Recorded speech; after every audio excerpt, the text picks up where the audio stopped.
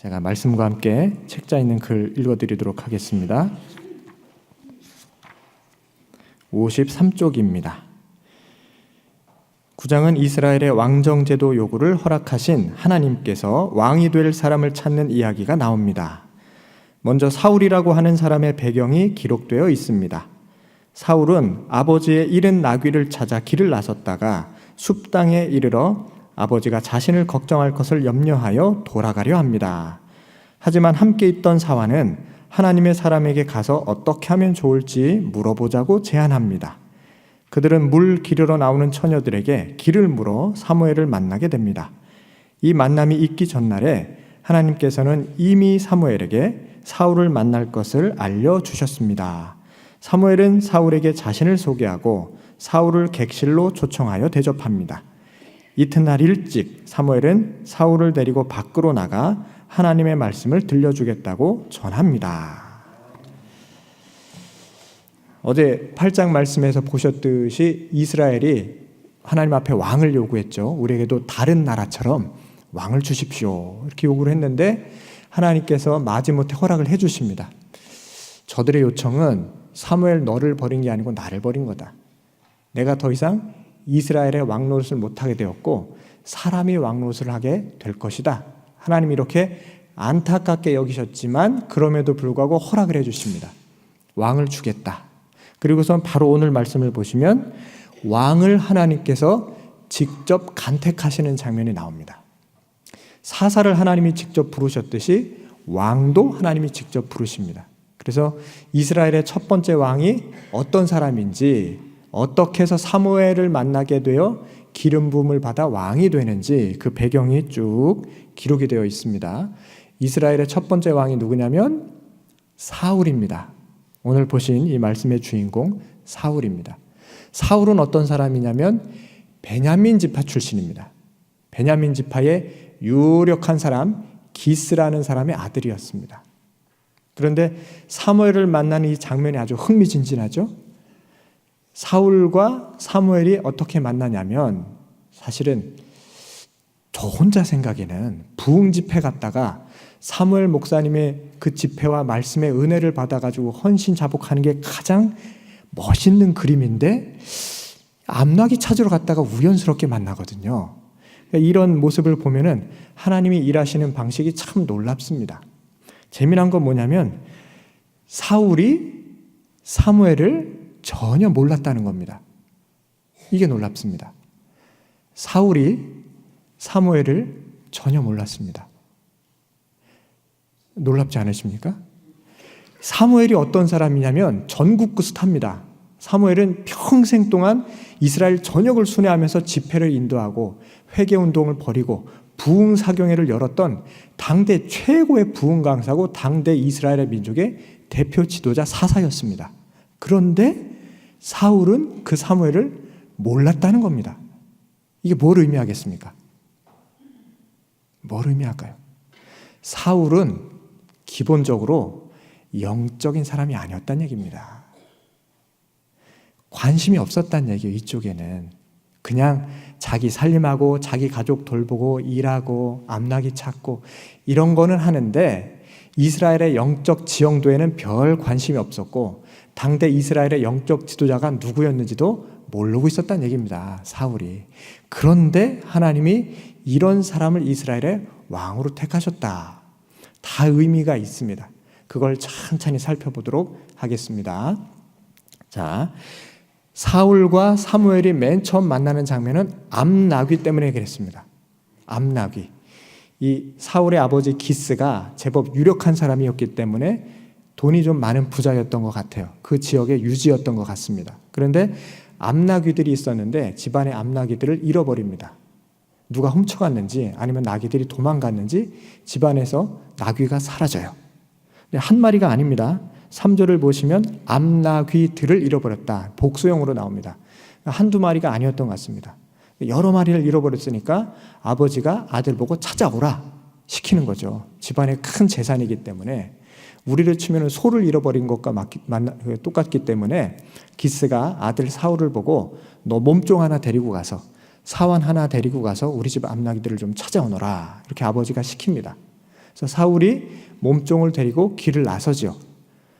에브라임 지방, 어느 지방 다 두루두루 돌아다녔는데 못 찾습니다. 나귀들의 흔적을 발견을 못하고 여러 날이 지나니까 사울이 덜컥 겁이 납니다. 아하, 이러다가 아버지가 우리를 걱정하겠다. 나귀 찾는 건 고사하고 아버지가 우리가 집 나간 지 오래됐는데 연락도 없고 집에 오지도 않으니 우리를 더 걱정하실 테니까 이 몸종 보고 말합니다. 이제 그만 집으로 돌아가자. 나귀 찾는 거는 포기하고 우리라도 건강히 돌아가자. 그래야 아버지가 기뻐하시지 않겠느냐. 이렇게 얘기를 했는데 사환이 사울 보고 얘기를 하죠. 도련님, 그런데 이 동네에 마침 사무엘 선지자가 사십니다. 이 동네가 라마인데 이 숲땅의 라마 지역인데 여기에 사무엘 선지자가 사시니까 가서 우리가 한번 물어봅시다.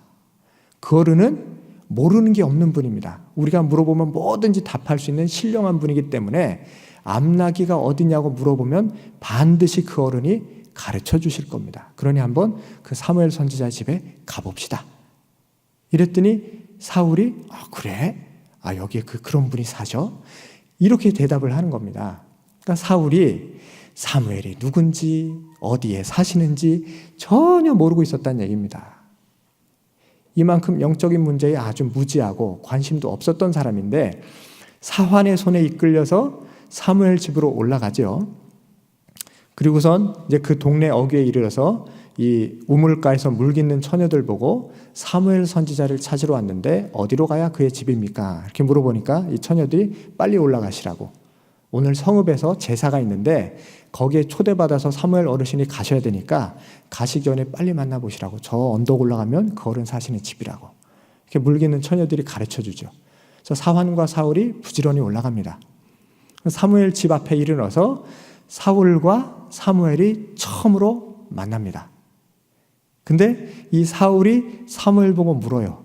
여기에 선견자가 사신다는데 그분 집이 어딥니까? 이렇게 물어봅니다. 사울이 사무엘을 몰라요. 그러니까 한 번도 사무엘의 부흥 집회, 기도회에 한 번도 안 갔다는 얘기입니다. 사울이. 그렇죠? 가서 얼굴을 봤다면 그 말씀을 증거하고 기도에 인도하는 걸 봤다면 사무엘을 단박에 알아봤을 텐데 눈앞에 사무엘이 있는데도 못 알아보고 우리 선견자의 집이 어디십니까? 좀 가르쳐 주십시오, 어르신. 내가 사무엘이다. 이렇게 대답하지 않습니까? 사무엘이. 근데 이 사무엘은 사울이라는 청년이 찾아올 것을 미리 알고 있었습니다. 하나님이 하루 전에 미리 가르쳐 줬어요. 뭐라고 가르쳐 주시냐면 내일 베냐민 지파의 한 청년이 너를 찾아올 것인데 그 청년에게 기름을 부어서 이스라엘의 왕으로 세우라. 이게 하나님의 언약의 말씀이었습니다. 사무엘은 사울에 대해 잘 알고 있으나 사울은 사무엘에 대해 전혀 모르고 있습니다. 자, 우리도 사실은 영적으로 무죄한 사람들 아니겠습니까? 사울이나 저나 진배가 없습니다. 하나님을 믿는다 하지만 예수를 섬긴다고 하지만 그러나 결정적인 순간엔 내 욕심대로 살아갑니다. 내 하고 싶은 대로 살아갑니다. 영적으로 아주 아둔한 사람들입니다. 그럼에도 불구하고 하나님은 나를 부르시고 받아주십니다. 그리고 사울에게 왕이라는 직분을 허락하셨듯이 나에게도 교회를 통해 하나님 나라를 섬길 수 있는 귀한 직분을 허락해 주십니다. 우리 하나님은 오래 참고 기다리신 하나님, 나를 너무너무 사랑하시는 하나님이십니다. 그래서 이 새벽에 이렇게 기도했으면 좋겠습니다. 하나님, 제 영안이 열리게 하여 주옵소서. 하나님이 나를 사랑하시듯 나도 하나님을 사랑하게 하여 주옵소서. 내가 신령한 것을 바르게 분별할 수 있는 영적인 사람 되게 하여 주시옵소서. 이렇게 기도했으면 좋겠습니다. 사울을 반면교사 삼아서 나는 하나님 앞에 깨어있는 사람, 슬기로운 다섯 처녀와 같이 기름이 준비되어 있는 사람 되게 하여 주옵소서. 이 새벽에 이렇게 기도했으면 좋겠습니다. 우리 한 가지 재미있는 것이 또 있는데요. 사울이 어느 지파 출신입니까? 베냐민 지파입니다. 베냐민 지파 출신입니다. 베냐민 지파가 어떤 지파인지 기억나시죠? 사사기서 읽으시면서 제일 마지막 부분에 베냐민 지파가 아주 극악무도한 나쁜 짓을 저지릅니다. 한 레위인의 첩을 윤간을 하고선 죽게 내버려둬요. 그래서 이 일 때문에 베냐민 지파와 나머지 11개 지파가 내전을 벌입니다. 큰 전쟁이 벌어져요. 결국 어떻게 되냐면 이 베냐민 지파가 처음에는 이기는 것 같았는데 결국 나머지 11개 지파에 의해서 멸절될 위기에 처합니다. 그 수많은 베냐민 지파의 용사들이 다 죽고 600명만 살아남습니다. 기억나시죠? 이 600명을 다 죽일 수가 없어서 나머지 11개 지파가 하나님께 번제를 드리면서 울면서 통회자복을 하잖아요. 하나님, 우리 사랑하는 형제가 다 죽게 생겼는데 베냐민 지파를 살려야 되겠는데 어찌하면 좋겠습니까? 해서 하나님께서 지혜를 주셔서 처녀들을 시집 보내게 해가지고 이 600명의 남은 베냐민 지파들이 명맥을 이어가게 허락을 하십니다. 그 베냐민 지파의 후손이 사울입니다. 그러니 베냐민 지파 입장에서 나머지 11개 지파, 자기 형제 지파를 보면은 무슨 마음이 있을까요? 베냐민 지파는 지금 원죄가 있습니다. 자기 형제들을, 자기 동포들을 곤란함으로 몰고 갔던, 동족 상잔을 겪었던, 엄청난 내전을 치렀던 그 원죄가 베냐민 지파에게는 있습니다. 그러니 베냐민 지파는 숫자도 적지만 이스라엘 전체 민족 앞에서 아주 약하고 영향력도 없는 소외된 지파였던 겁니다. 이런 불쌍한 지파였는데 하나님께서 베냐민 지파 사람을 들어서 이스라엘의 왕이 되게 하겠다. 지금 이렇게 말씀하시는 겁니다. 이게 납득이 되십니까? 허구 많은 유력한 지파들, 힘이 있고 강력한 지파들이 많이 있는데 왜 가장 약하고 가장 소외되고 우리 동족들을 어려움에 처하게 했던 그 나쁜 원죄를 줬던 그 지파 사람 중에 한 사람을 왕으로 세우실까요?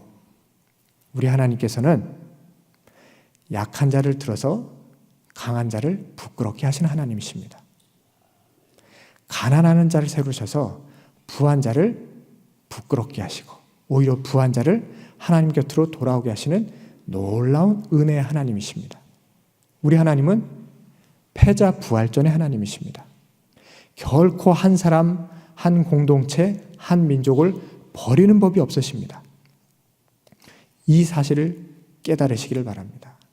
하나님께서 베냐민 지파 중에 왕을 세우셨다는 것은 다시금 베냐민 지파가 이스라엘 온 형제들 앞에서 거룩하게 거듭난 지파라는 것을 보여주시기 위함이었습니다.